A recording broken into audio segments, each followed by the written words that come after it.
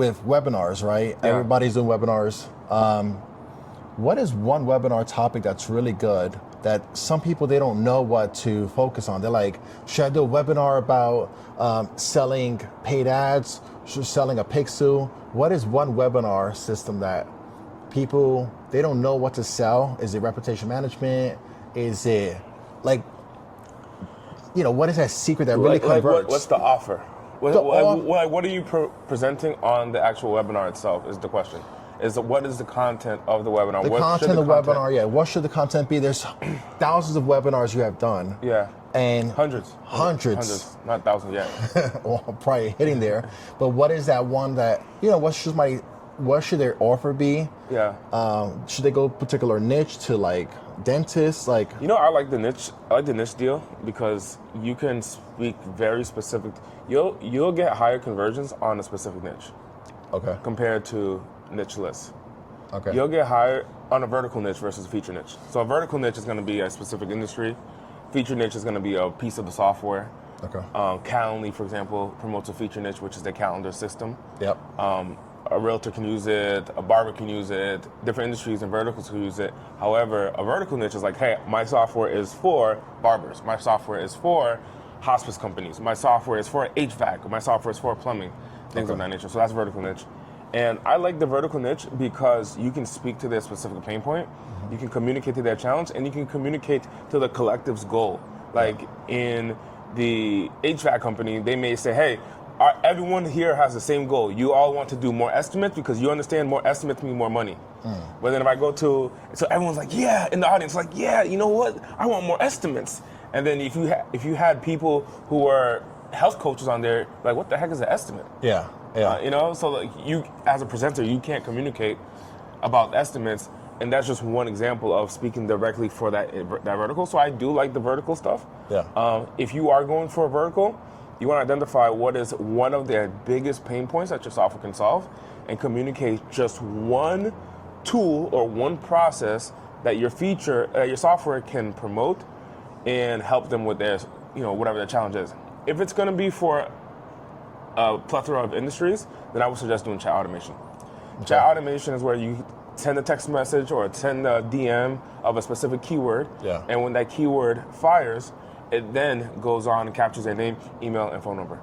So can you combine them with HVAC and chat automation? Would that be like striking like the axe, at the red dot, like this is the one to focus 100%. 100%.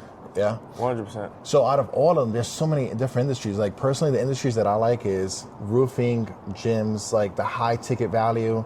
There's so much different verticals out there. What is one that they're looking to get into, like they should go after? Is it one vertical? Yeah, one vertical.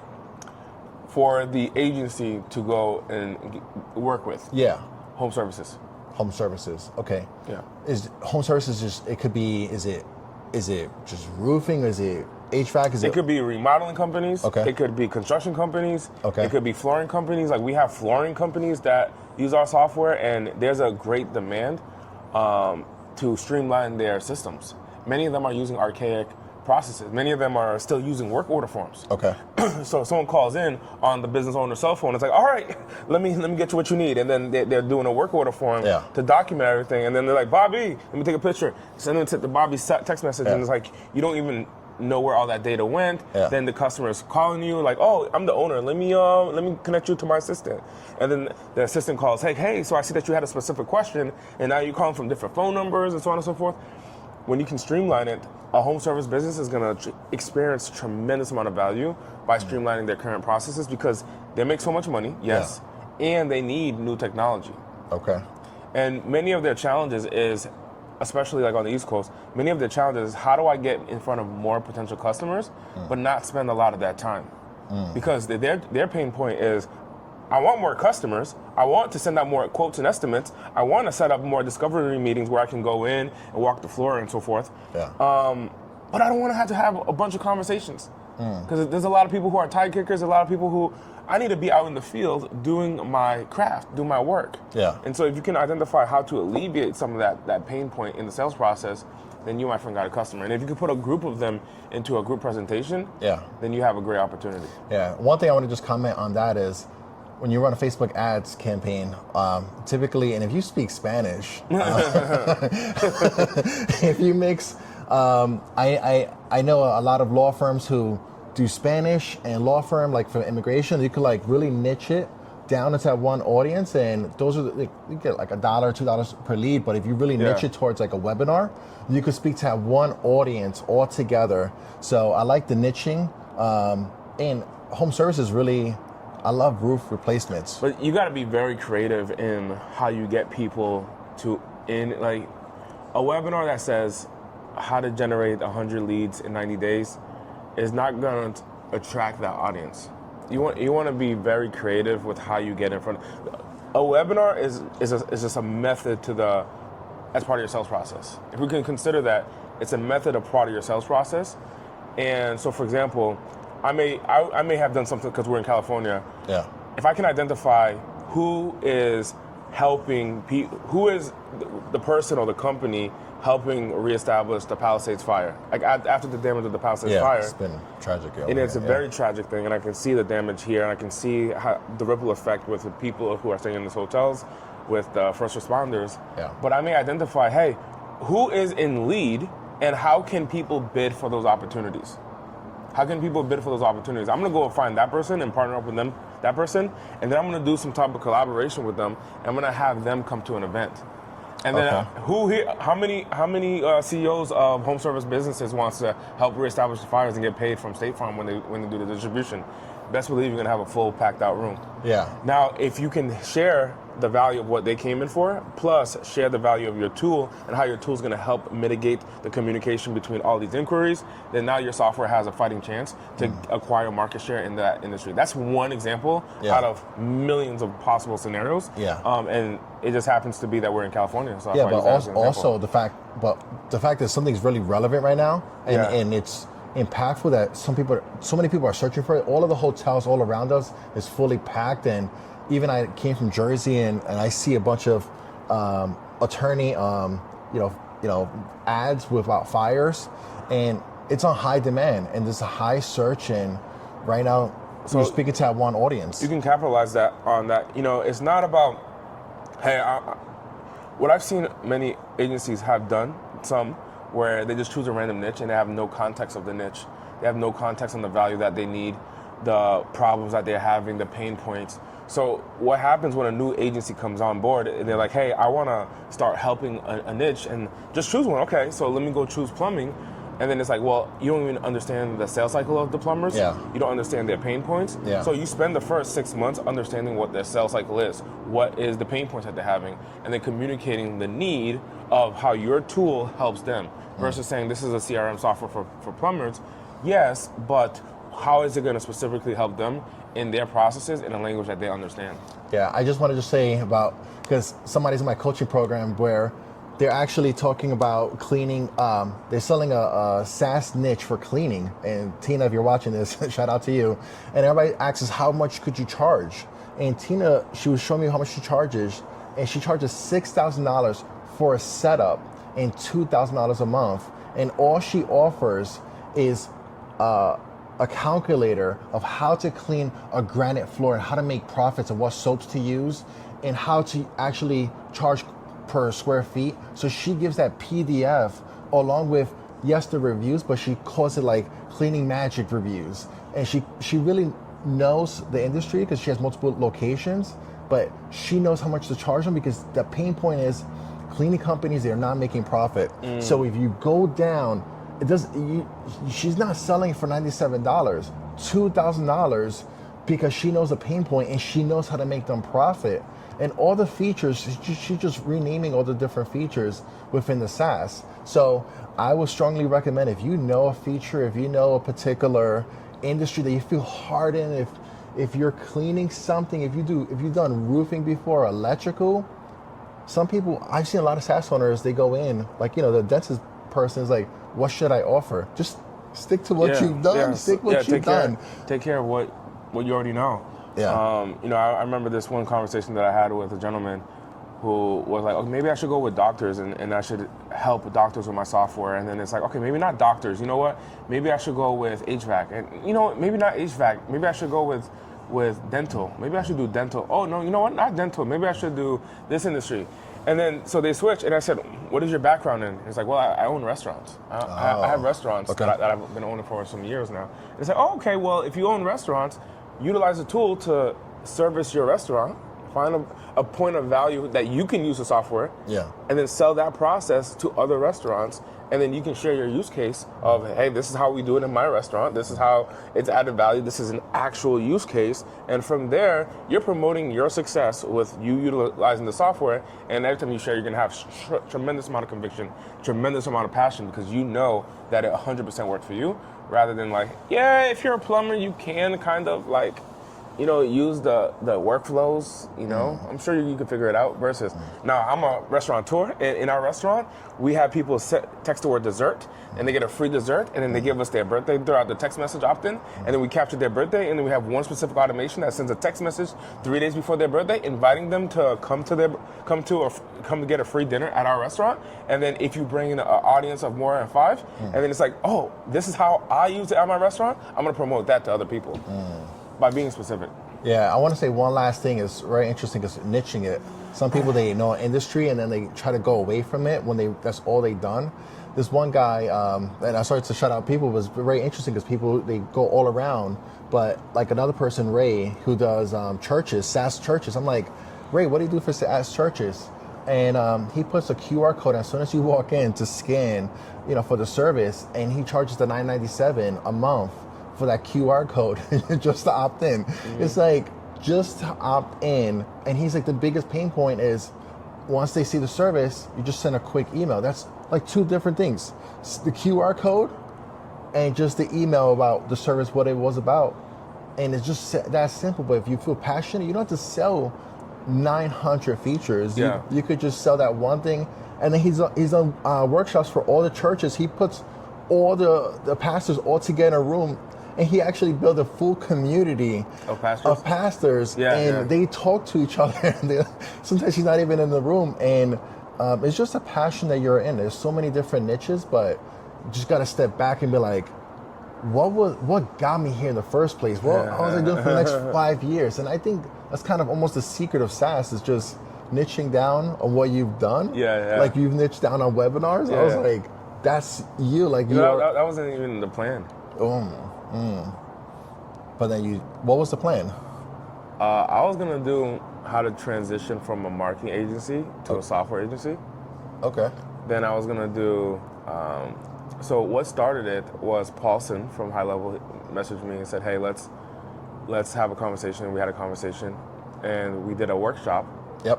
Great workshop, by the way. We did a podcast. Okay. We did a podcast before the workshop, and we did the podcast, and on the podcast, we were talking about, hey, you know, what would you want to highlight and focus on? You know, I said, hey, you know, our business is ran by virtual team members overseas. We can discuss that. You know, we host webinars to sell the software.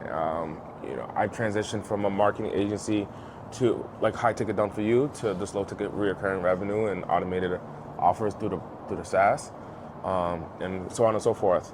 And then he was like, webinars. Can you explain more on that? I said, yeah. I mean, sure. I can share with you what I did. So we did a podcast. And then the podcast, he said, no marketing. So we did an opt-in. And prior to the podcast, me and Sean did something else, where me and Sean did our own podcast, where I asked him a bunch of questions. And so that was really good, by the way. And so forth. Thank you. And so I was like, hey, you know, if you're going to build a $10 million business, like, what would your steps be? Okay. And he explained to me what those steps were. And then I mentioned on the podcast, like, hey, if you want that video of me and Sean, we'll give it to you. Just opt in here. And then they opted in for the video with Sean, and they got that video with Sean.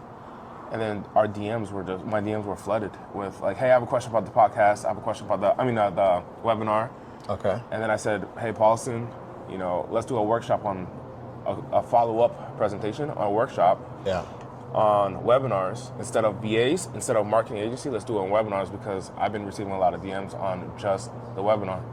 So we did the workshop on the webinar, which if you notice the timeline, we were the first workshop to. So I think Dar and a couple other people did a workshop. Yeah. And it was like a year or two later, they haven't done one. Yeah. So I was the first one to bring back the workshops with HighLevel. Okay. After so long time that they haven't done it. Wow. And then we did the workshop, and then the response was very profound. We gave some snapshots. They asked me for some help. HighLevel asked me to create some intellectual property for them. Yeah. So we did some snapshots, some templates, some video training, and I gave it to all of them. And then the response was very phenomenal from the community. Yeah. And so now I've been coined like the webinar guy. But I'm like, hey, we do other things too. But the webinars, people love the webinars. It's very interesting how many agencies, marketers, they don't know about webinars. Is it really impactful? Does it really work? And is there we go. You know how many people do that with they go, hoo. We're just in a room, everyone's like, hoo, hoo, hoo. But yeah, I just wanted to say, I think we're past like the 20 minute mark, but you know, if you've been seeing this so far, it's been really helpful. Just, I would say, continue with niching down to a particular industry, do webinars into one particular room. And a lot of people say, I like to talk one-on-one, but if you're talking to a bunch of pastors and one pastor has a question, and then a bunch of people saying, you know, Ray said, a pastor said, if I videotape stuff, can you clip it? And he was like, yeah. So he took it to Opus Clip, and he made so many upsells from it, because the other guy was like, I need that too, I need that too, I need that too. And people sometimes want to share, like another restaurant owner, like you mentioned, a lot of people. So actually you're helping out, bringing people together. So yeah, webinars is impactful. Yes, it's to sell, but it's to build a community and share your story. I think that's the biggest thing that you said, is to build a community. Build a community. Yeah. Because when I hear somebody speaking about selling their business, and I was on somebody else's call, and I was like, oh, I didn't think about selling the business, the EBITDA. What does EBITDA mean? And just certain questions make you think. Because if I was just doing one-on-one, I would have never asked that question. Yeah. Yeah. So it's impactful. I think one webinar a month, just to bring on everybody in there, everybody who you know. Even if you want to do a webinar, I've done a few webinars where I would just talk to my friends. And even I would switch around the word webinar to a workshop or get together, because the word webinar is such a coin term for sales. Yeah, like, is it gonna really work? But then if you do like, let's meet up, I'm like, all right guys, every Thursday at 1 o'clock, we're just gonna meet up. Yeah. I'm selling. But it's really like free value, and then sell, like, all right guys. Yeah. So you could switch on the words, but it's just a group get together. Yeah. I just want to point that out, like everything was kind of summarizing. A lot of people have questions. No, that's huge. What do you think is the most common question that someone will have that I don't even, like from my perspective, that I may not even know it's a basic question? The basic, let me just, so you have a syndicate, a group, and everybody's like, what's inside of it? Is it really worth it, right? So the questions are like, what's inside the system that you have, the community? I know we're talking about webinars, but it kind of ties into what your community is. So our entire process is on how to sell, then once you sell, how to onboard, okay, then how to retain, okay, and then how to scale. So like one of the ways that we use Webinar Core is we host workshops. So the Webinar Core is used to promote a live program and record it, and then take that recording and make it look and feel like it's live. Yep. And we'll take Webinar Core and we'll host a workshop. Okay. And that workshop is to educate customers on different use cases of the software. Yeah. So let's just say, for example, we got 2 people in the workshop. If it's on a Zoom, you know, imagine me having to pay somebody to sit down and train 2 customers on how to do X when one person is not even paying attention. You know, the other person is there for sure, but like, we took it on Webinar Core and we make it look and feel live, and we take that workshop. Now we have a tremendous amount of workshops that are continuously going, showing customers how to do workflows, how to do trigger links, how to run this campaign, that campaign, how to launch your first website. and people can go ahead and subscribe and schedule their access to the workshop. They sit down and they're like, oh, look at all these people because of the chat simulator. Oh, look at all these people, and that engages them. Now they're being taught exactly how to do something versus a YouTube video where it's like skip 2x, skip around, come back later at another time. And they never do it. Webinar Core allows people, so that we use that for retention, the retention system. Okay. So we teach you how to sell is with on webinars. Or if you're on one-on-one sales calls, we do training on how to sell on one-on-one. We teach you how to greet, how to qualify, how to present, and how to close. So we have a framework for that. I want to just say, if you're thinking about, you should try Webinar Core. I'm just gonna give a little tip how it works for me. So when we do webinars, a lot of people, they say, does it work, right? Strong recommendation. So we have a pop-up on the right-hand side in 30 seconds. If you want to schedule a one-on-one demo with us, feel free to book this link. People normally book a link, right? But people, they don't track it. So what I did was I used a calendar system, which I put a different link. I said, let me make sure who's watching this, and then they click that unique link. So you know it's coming from that system, from Webinar Core. The Webinar Core. Yeah. Like, different channels, you use that link, and then when you're jumping on a call with somebody says to you, you already set that already. Like, because they already watched it, they're pretty pre-educated on whatever you're offering. Yeah. And additional bonus is on the Webinar Core, you can add a chat widget on there. So if somebody has questions, they could talk to the chat widget, which would just be automated to answer any questions to keep them engaged. So if you have a pop-up, in 30 seconds, if you want to do a one-on-one, or if you want to do that chat bot, you put a chat bot in there so they could communicate with you. So it's very powerful to share your story and let the person be post sales is like being sold on what you're offering. And then when you jump on a call with them, in 2 minutes they're gonna buy. I remember 2 minutes and 5 minutes, I would jump on calls like, Mitch, I'm here just to sign up. I just had this one question. Because so what I'm hearing from you is because when you use Webinar Core, even though it's pre-recorded, so your customer feels live. And when they go and meet you on a sales call after watching that presentation, they're not really spending a lot of time asking you a bunch of questions because they already learned everything that they needed to know from the webinar. That's dope. And so your sales process, how long without Webinar Core, how long is a sales call versus with Webinar Core? You have to convince them more and more demos, right? You have to do. But if you were to put a certain amount of minutes, if you, on average, if you were to say, hey, without Webinar Core, someone's cold, saw you on Facebook, you're like, hey, I'm interested, let's get on a call. How long is that call versus the one with Webinar Core? So I would say I would need three calls, so it'd be like an hour each, right? Each demo so it's 3 hours, right? And then an hour for the three hours for the call? So 3 hours for 3 calls.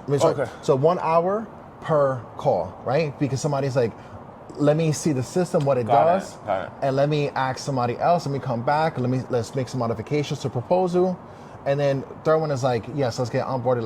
Let's close this deal. So without Webinar Core, this is the process for you without Webinar Core. Sure. You do one call. Yep. And then what's that call for? Is this like discovery call? Discovery call, just to understand if they need what type of paid ads they're doing. Have they run paid ads? What's their hurdles? Okay.